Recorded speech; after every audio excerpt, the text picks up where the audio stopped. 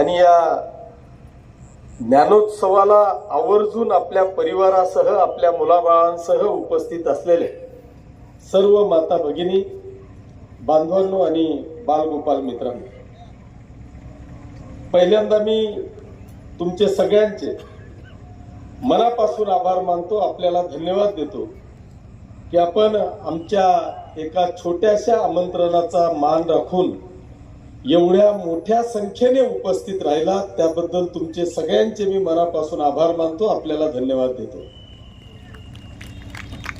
जेव्हा हा कार्यक्रम घ्यायचं निश्चित केलं,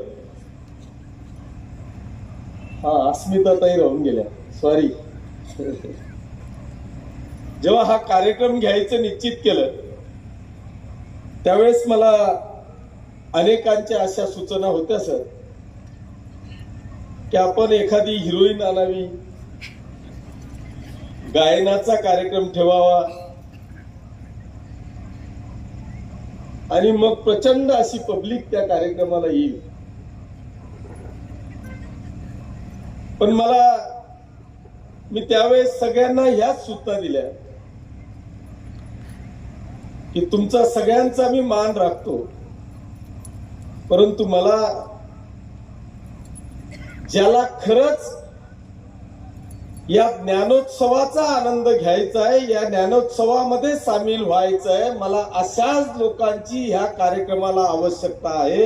इथं गाण्यांना किंवा तमाशासाठी मला कोणालाही बोलवायचं नाही। आणि म्हणून मी म्हटलं की आपण या ज्ञानोत्सवाच्या या बुद्धिजीवी कार्यक्रमासाठी आपण सगळेजण एवढ्या मोठ्या संख्येने आलात, त्याबद्दल खरोखर मी तुमचे मनापासून आभार मानतो। बांधवांनो, मी अनेकदा असं म्हणजे ज्या दिवसापासून मी आलो राजकारणामध्ये, अर्थात त्याच्याही आधी मी अनेक प्रकारचे व्यवसाय केले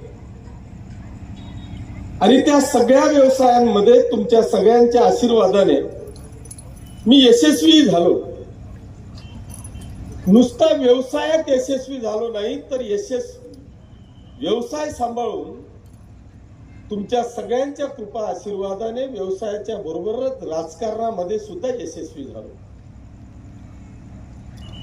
मला वाटतं गेल्या 25 वर्षाच्या माझ्या राजकीय प्रवासामध्ये तुमच्या सगळ्यांच्या आशीर्वादाने, कृपेने आजपर्यंत अपयशाचं सर्टिफिकेट माझ्या जीवनात मला कधीही घेण्याची वेळ तुम्ही सगळ्यांनी कधीच येऊ दिली नाही।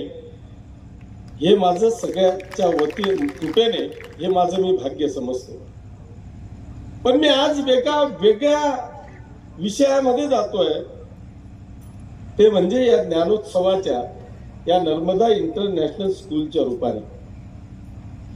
सर, मला एक निश्चितपणे या ठिकाणी सांगावंसं वाटतं